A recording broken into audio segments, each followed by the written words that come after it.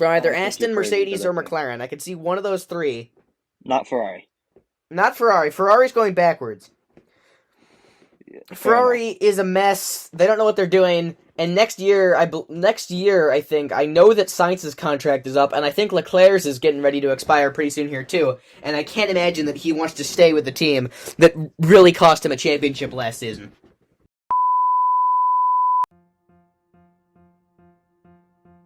Have you ever wanted a podcast that did it all? Sports, politics, world events. Well, you have come to the right place, because you are listening to C&C Talks.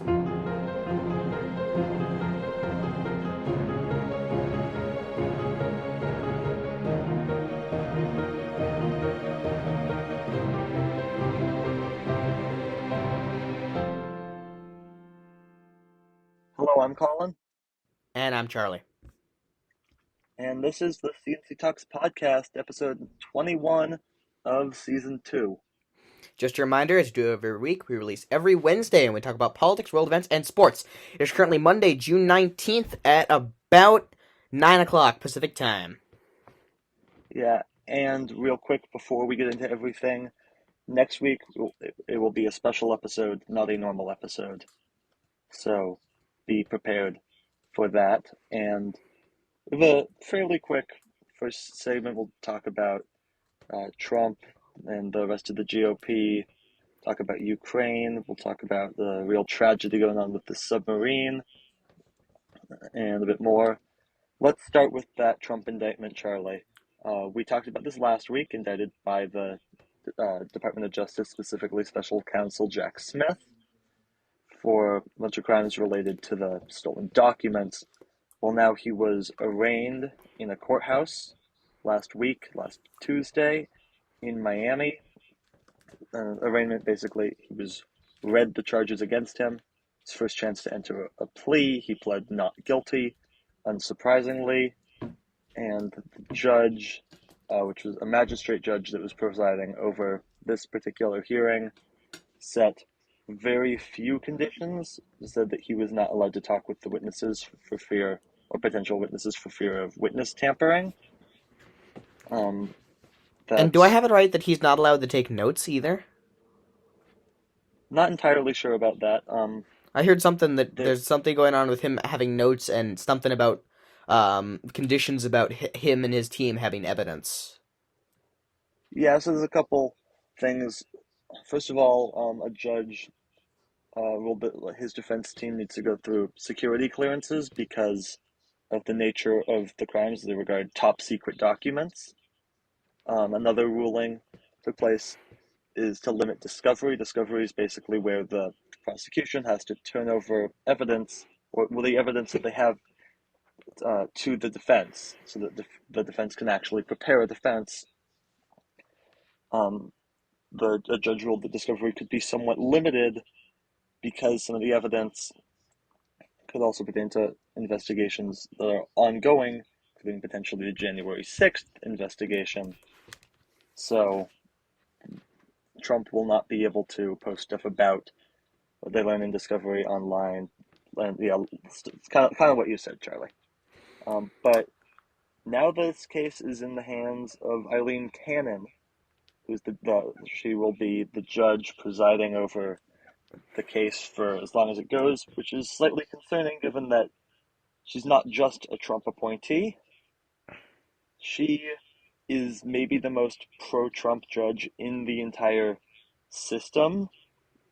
Um, she, if you remember, when they raided Mar-a-Lago, she appointed a special master to go over the documents, which then the appeals court ruled was not only incorrectly decided, it's so bad that she didn't even have jurisdiction to decide it. Not a good look for a judge. She so far said that she will not recuse herself from this case, but the optics surely not looking good. No, because there is, of course, the potential for some bias there. Moving on to the other topic that we have in our politics section, how does this indictment and arraignment and all this stuff affect Trump in the primary? Because I don't think it does. I mean, that's the big thing that we keep circling back to, right? Especially since the process will probably take longer then this election will take, right? And will it affect Trump? Remember, we discussed this somewhat last week. In the primary, maybe it helps him for one reason or another. The GOP primary field, Charlie, it's getting crowded. Yes, now with Chris Christie joining the race. Yeah, and Christie used to be very close allies with Trump. For one reason or another, they split, as all Trump appointees or friends eventually do with him. He'll now be one of the most anti-Trump people in the Republican primary field. If he gets onto that debate stage, he's going to try to take down Trump. Will it be successful? Probably not. Francis Suarez is also another candidate that has joined the race as a very long shot candidate. He is the mayor of Miami, Charlie. So this field's getting crowded. Particularly with Floridians. Yeah, DeSantis as well. DeSantis, by the way, over the weekend he stopped at the Nevada rodeo, where he put his social awkwardness on full display. Things are not looking good for the DeSantis campaign. Were they ever? In December, maybe, before they officially launched, that was probably when DeSantis was in the best position. And Charlie, we talked about this at the time, right? Because Trump endorsements did so badly in the midterms, and DeSantis endorsements did so well, that there might actually be some changing of power in the Republican Party. We were mistaken. Yeah, we were. Let's move to the world stage now. Ukraine's counteroffensive continues against Russia. There haven't been really any new updates. Ukraine has taken a couple of smaller villages. I believe the number of recaptured towns is now up to either 6 or 8, one of those two numbers. But Russia continues to shell these positions. Ukraine continues to advance, and we will, of course, continue to report on this as news comes in. Yeah, and then Charlie, there was some really tragic news regarding a submarine. Do you have any more details on that? This just broke a few hours before we're taping this. Yeah, there was a submarine that I believe was exploring some Titanic ruins. Yeah, the Titanic ruins, which are like I have that 10,000 correct, feet down. and something happened. Sea. So something happened with the submarine, and now the people in the submarine are lost. Yeah, so I believe that they lost connection. I mean, this is it. 8 hours was the planned journey. 5 people can fit in the submarine. It goes really far down, over 10,000 feet down. About an hour, 45 minutes in, it lost connection. There's a search team down there, but at this point, things are not looking promising on that front, Charlie.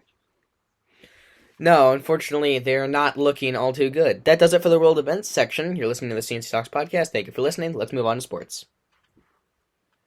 Yeah, so it's been a very, very busy sports week, Charlie, and we're definitely omitting some stuff here as well. Let's start in the sport of hockey, where we've got a champion.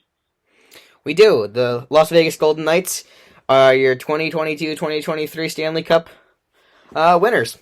They smashed Florida in Game 5. It was not close whatsoever. I believe the final score was 9-3.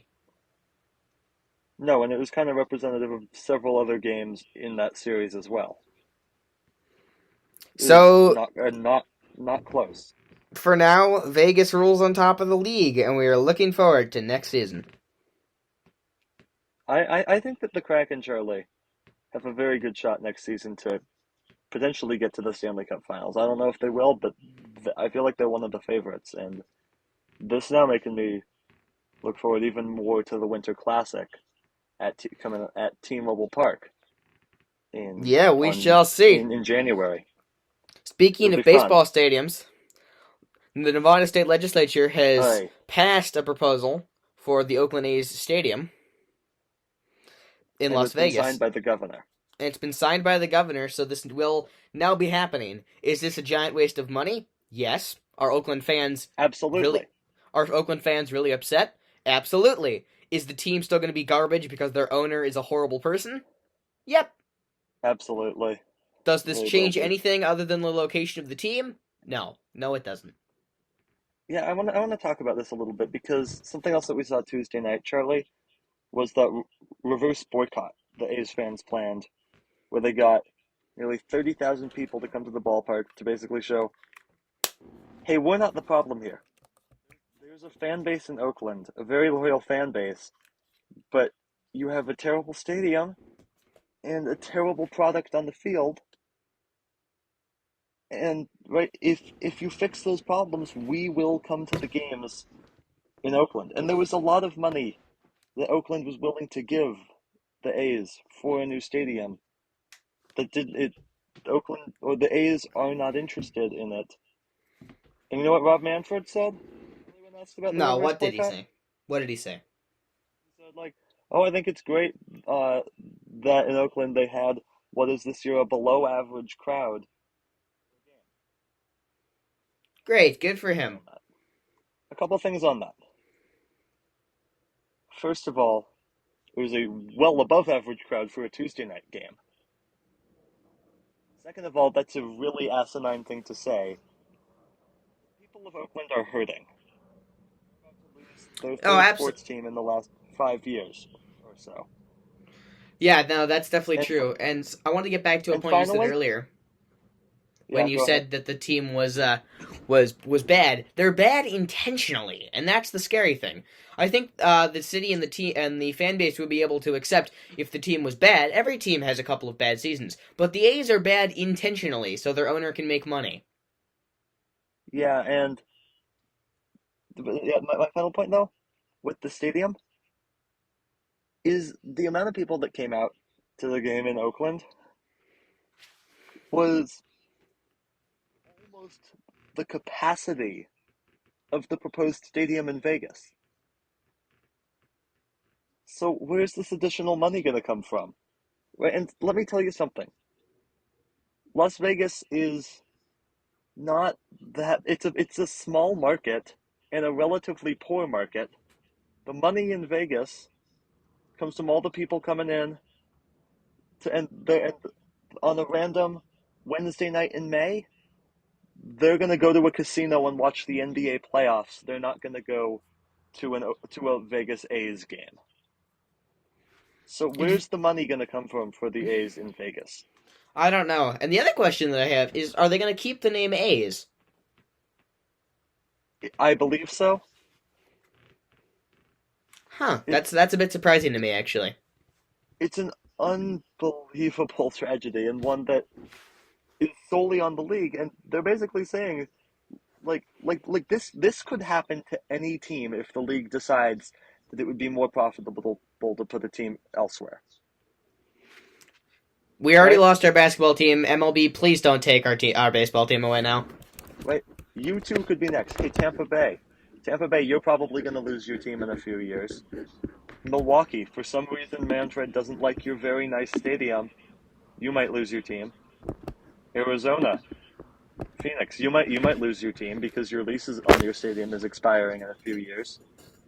If the city won't give you a great deal on that, you might be next.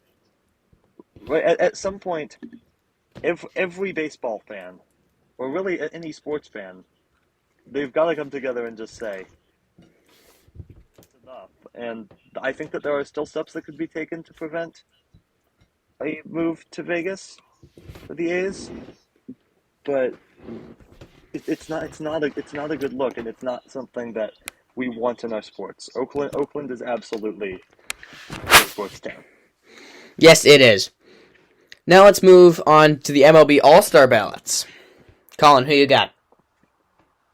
Yeah, so let's start in the National League, Charlie, and at let's start at the catcher position. Who you Uh, have? go with Sean Murphy of the Braves, and I don't think it's particularly close here, or at No, all yeah, I close. agree. Sean Murphy. You have the same pick? Yeah. I mean, some of the other candidates are just like who else is close? JT Gabriel Realmuto. Moreno of the Diamondbacks? JT Maybe not Realmuto. really. Maybe not really. Definitely not Wilson Contreras. Did you hear my suggestion? Who? Real Muto? Yeah. I mean, maybe, but uh, Murphy is so much better. Didn't Murphy used to be on the A's? Yeah, he was on the A's. They just traded him this offseason. Of course they did. As well as Matt Olson, who they traded a couple years ago to the Braves. And actually, that's a good segue to first base, Charlie. Olson has been great this year for the Braves. He deserves to start the All-Star game, though. I think that should be Freddie Freeman of the Dodgers. Do you agree? I do. Yeah, I mean, I think Pete Alonso also a potential candidate, but I do have Freeman above him. The second base, Charlie, this is easy. Go ahead. I'm gonna let you say it first. Luis Ariz. Yeah, no, this is not close. He's hitting 400 as of when we're taping this Monday night. He's hitting 400. He has as many doubles as he has strikeouts. He has three 5-hit games. This is ridiculous. Oh, it's insane. What a season he's putting together. I'm actually curious. Do you think that he could maintain this 400 average for the entire season, or is this something that is going to come back at least somewhat down to earth, and maybe he'll only end up at like 350 or something? No, I think it's. I don't think it's likely to happen. I think it could. Can I just say one thing real quick about Ariz, though, Charlie? Good. The Seattle Mariners held him hitless in a 3-game series. Let's go. All right, third base. Who do you have? Yeah, I've got Nolan Arenado. It's been a rough season for the St. Louis Cardinals, to put it mildly. Last place in a division that they were favored to win. But Arenado has definitely been a bright spot on that team. He's hitting 275 with 15 home runs, and there's just not a better candidate out there.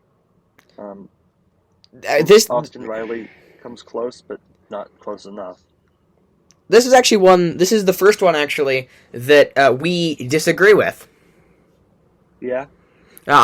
This is a surprising pick. I think I'm going J.D. Davis for the Giants. JD, he's in 288. He has 10 home runs. I mean, I get that pick. I don't think that. I would guess that he will not even end up as an all-star, let alone a starter. But I believe he's currently fourth among NL third basemen. he's fourth in public voting. The public only gets to decide the starters for each position, not the position players. So we shall see. All right, shortstop. Who you have? Yeah, at shortstop, I'm gonna go with Orlando Arcia, which is my second Braves player that I'm picking, I believe. Yeah, this one isn't particularly close for me. Give me Francisco Lindor. Lindor over Arcia. Yeah. This might be a little bit of surprise, but that's what I'm going with. Arcia's hitting 341. Who is? Best team in the National League. Arcia. He's hitting what? 341. Lindor's hitting 216. How many home runs does Lindor have? 14. And how many Arcia? Arcia 6. See? Home run power. So I'm going with Lindor. Not that, but let's play the OPS game then. You know, let's 31. We're moving on. Let's go to outfield. 90. I don't see how you think that this is close, but I will go to outfield because there's no point in debating this with you. Let's start with Ronald Acuna Jr. Yeah, that one's obvious. Who else do you have? Yeah, there's no room for disagreement there. Do we agree? Really? I do too. I had actually a really big debate about this, but yeah, I'm gonna go with I'll go with Mookie as well. And then who you got in that third spot? Yeah, I see arguments for a lot of people. I definitely thought over this. I thought about Lourdes Gurriel Jr., about Juan Soto, even thought about Tatis. but I'm gonna go with a rookie, Charlie. Corbin Carroll.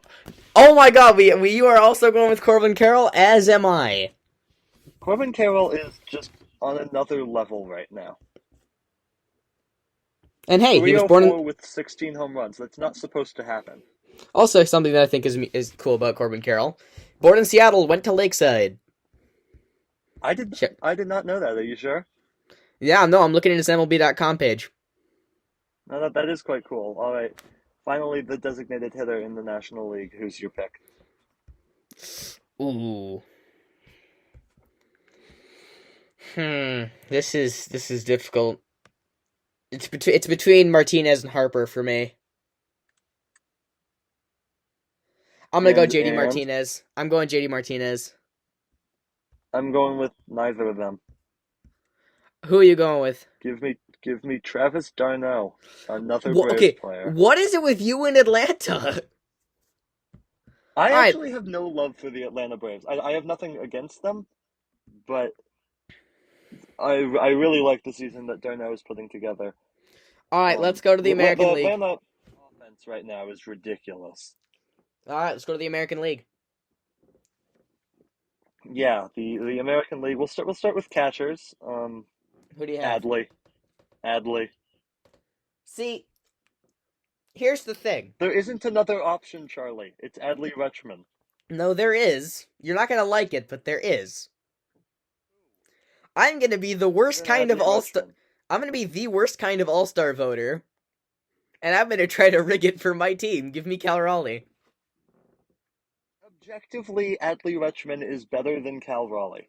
Well, no, obviously, I'm just trying to rig it. By Yeah, a lot. No, absolutely. Give me Rushman. I also voted for Cal Raleigh, but that doesn't mean that I think that he is better than Adley Rutschman. I'm a homer. That's why. No, Rushman. Rushman is the best. Is the best catcher. It probably in the league actually this year. All right, first baseman. Who you got? I want to say Ty France, but he's not the best. He's just not. Neither is Vladimir Guerrero Jr., despite Blue Jays Are you going Yandy rocketing Diaz? him into the lead. Yes. So as am I. It's ridiculous what Yandy Diaz has done, and might I add, completely out of nowhere. Yeah. All right. Who you going? Who you taking for second base? Are you going Simeon? Yes, but can I add one thing here? Caballero? Caballero is statistically the second best second baseman in the American League this year, and therefore should be the reserve. Yeah. Simeon's the obvious starter. Simeon is the starter. All right. Let's move to third base now. Then. Caballero's too much of a nobody. Well, make the All-Star game, but he absolutely should. He's a nobody for now. I mean, we'll see how long he can sustain it. But right now, I think he's All-Star worthy. Third baseman, who you got? Well, I'll tell you, it's not Matt Chapman. He No. has been awful since April. Blue Jays, can you stop rigging the vote, please? No, they can't. No, Disenfranchise Canada. You heard me. I hate that they do that. Not Canada, but I don't like that they're rigging the vote. No, don't put that statement in the politics section. Keep that here. No, I like you, Canada. I just don't like your sports fans. Yeah. I think I'm gonna have to do something very painful here, and with my pick, Josh Young. Yeah, I see that. That's what I'm going with too. Shortstop. It's unfortunate. Again, J.P. Crawford is an all-star. He should be. Oh my God, the Blue Jays did it again. He should not be the starter. Okay, he should not be the starter. Hear me out. Did the Blue Jays actually? Is Bo Bichette actually an all-star? Did the Blue Jays actually vote someone good in this time? No. Bo Bichette is the obvious candidate for the starting shortstop. He has been just ridiculous this year. Oh no, absolutely. And then who do you have in the outfield? I don't think that this is debatable, though people have Trout up there, probably because he's Trout. Trout's actually in a really big slump right now. I think he'll be fine in the long run, but it's Judge, it's Arozarena, and it's Alvarez in any order that you want. Yeah, I will agree with that. And then who you have DH? AJ Pollock. No, I'm kidding. Mike Ford. Is there? No, we all know who it is, right? It's Otani. Charlie, just talk about Otani for a minute. Wait, hang on. I have a question. Can he be the starting pitcher and the DH? He was in 2021. Oh, he was? Yeah. All right. Just talk Well, about him for a minute. he leads his team in every single statistical category. Yeah, or at least all the ones that he can lead. Literally He's every not in single one. saves. No, Not saves in is like the saves. only stat that he's not in. Yeah, he leads the Angels on the pitching side in ERA, WHIP in opponent's batting average, in wins, in strikeouts. Offense, he leads the team in batting average, OBP, slugging, OPS, stolen bases, home runs, RBIs, hits. I think runs, though I'm not positive on that one. No, you're correct. He does lead his team in runs too. It's ridiculous. Colin, He is playing. Yes. why don't they just put him in the bullpen? Yeah. He No, can probably do that too. he is better now than he was during his 2021 MVP campaign by a lot. It's not close. No, and as soon as he I leaves, think the I'm Angels at are the going to point. implode. I think I'm at the point where I am already ready to call him a Hall of Fame lock, Oh no, even absolutely. if he was to just Fir- suck for the rest of his career. First ballot. Yeah, no, it is quite literally never been done before what Shohei Ohtani is doing. Well, And yeah. also, it's not just that he's hitting home runs. Did you see where he put those balls in Texas, Charlie? Oh, that was incredible. He hit a ball 116 miles an hour out of the ballpark the opposite way. It's just unbelievable. Literally never happened before. All right. Enough about baseball. Let's move on. Yeah, let's talk about basketball. It's the off season in the NBA, and there's been some news. And let's start with the Phoenix Suns, Charlie. Yeah, the Suns have made a big trade with the Wizards, sending Chris Paul to Washington. Which, unless they're able to find a third team to complete the trade with, which could very well have happened before this episode comes out, it's over for him. He's not winning a ring ever. No, he's not. Agreed. But yeah. What about the Suns? I really like this move to get Bradley Beal. Kevin Durant's found his way onto another super team. I feel like Ayton's still a big question mark, but are they among the title favorites now?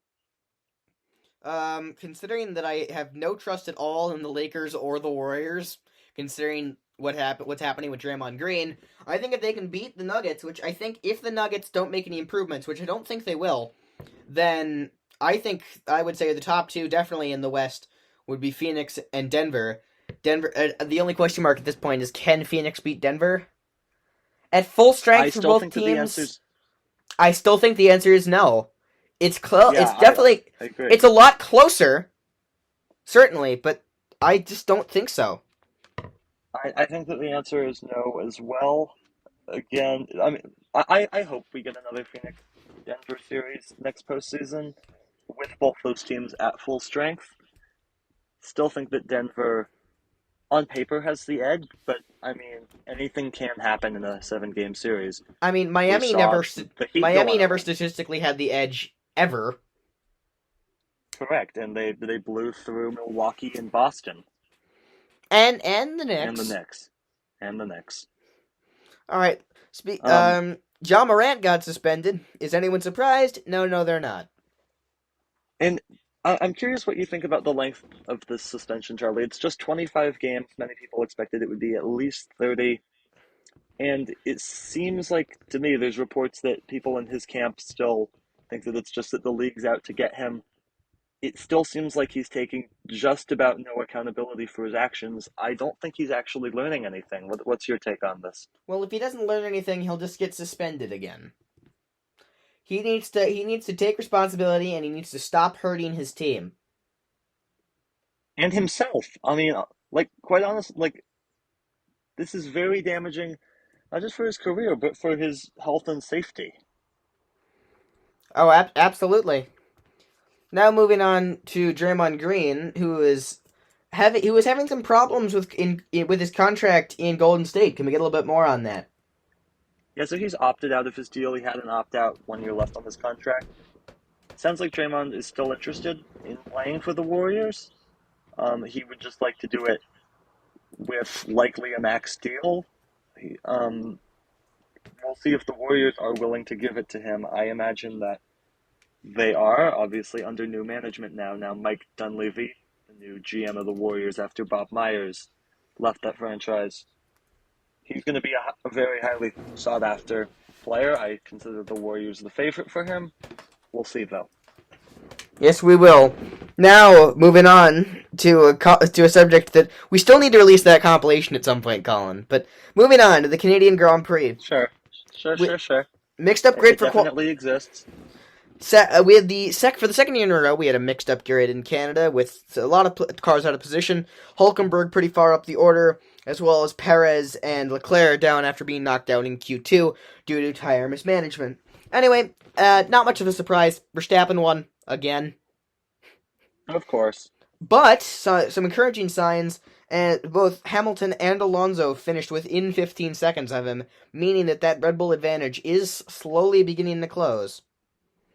So by the end of this... So let me ask you, though, Charlie. Yes. Do you actually find it interesting knowing every single time that Verstappen's just going to win by many, many seconds? Oh, no, absolutely, because there were some great fights down in the midfield. Lando Norris Do you care about the midfield? Oh, I know, absolutely. It's crucial for the seasons to come.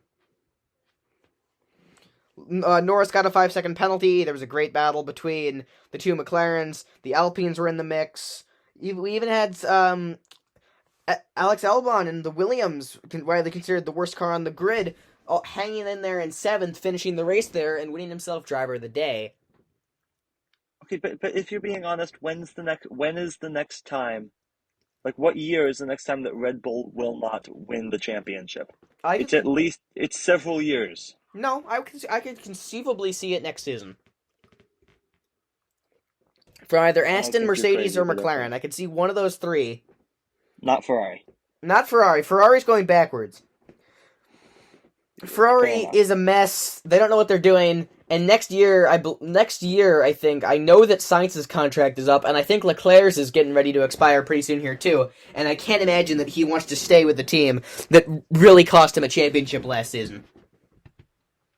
Yeah, fair enough. In golf, it was another big weekend, this one at the Los Angeles Country Club for the U.S. Open. And there were course issues, especially with the number of spectators.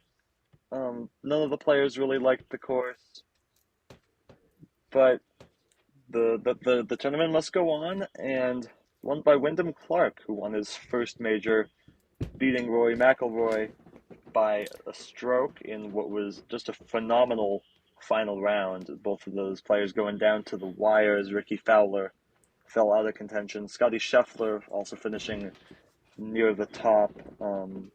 Justin Johnson, a pretty good showing as well. Some of the fan favorites, such as Justin Thomas, Jordan Spieth, not making the cut, shockingly. But overall, a very good tournament. Let's talk, Charlie. Let's talk some soccer. The U.S., surprisingly, they won the CONCACAF CONCACAF Nations League. Beat Canada in the finals, but it was really interesting. They beat Mexico in the semifinals. Wait a minute, you're telling me the U.S. actually won a soccer tournament? Yeah, 3-0. What does this mean for the U.S. men's national team? Because this feels like a big deal, Charlie. It does, but also it doesn't really change anything. I really don't think come next World Cup, I still don't think we'll be good enough to win it. Yeah, it's interesting also because Mexico's a real soccer powerhouse, but I think it's more interesting what the U.S. can do outside of CONCACAF. That's really telling us for whether they can win big tournaments or really even just advance past the round of 16 in the next World Cup. which will be in the U.S. Yeah, as well as Mexico and Canada. UEFA Nations League was also happened while we were gone. What else happened there, Colin? Yeah, so Spain took down Croatia in the finals, which I feel like, Charlie, another big win after their frankly demoralizing loss to Morocco in the World Cup. Which I called, by the way. You'll never let me forget that. Yeah, you know what? I will give you lots of credit for that because that was pretty impressive. You called their run all the way. If you think about it, blindly guessing things, you're going to be right eventually. No, and I mean, if there was one Cinderella team, if you will, in the World Cup, I mean, hindsight's 2020, I guess, but just looking back on it, it was probably going to be Morocco. Yes, it was.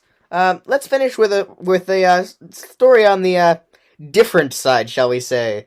Bob Huggins. What happened to him? Yeah, the West Virginia basketball coach got a pretty bad DUI. Blood alcohol content level was measured a couple hours after he got arrested. It was a .21. That is concerning. That would kill some people. Yeah, I'm surprised that The didn't fact kill that him. he drove for several hours across likely multiple state lines. He thought he was in Columbus when he ended up in Pittsburgh in a high traffic area with a flat tire. He didn't remember what he had been doing for the last several hours. We're lucky no one's dead, honestly. He's since had to resign as the coach of West Virginia. Just a wild, wild story. But consider this, Charlie. The fact that he not only didn't die from the .21, but was able to drive a car. Yeah, that is pretty scary. It tells me that he's a raging alcoholic because it means that he has high tolerance. Yeah, that is kind of scary, isn't it? Also, he's close to 300 pounds. Do you know how many drinks you need to have to get that high of a blood alcohol content if you're that heavy? A lot. A lot. And another quick DUI story over the weekend. Joey, the Pittsburgh Pirates, they were in Chicago for a series. Next series was in Milwaukee. So they took a bus from Chicago to Milwaukee. Their bus driver was then arrested for a DUI.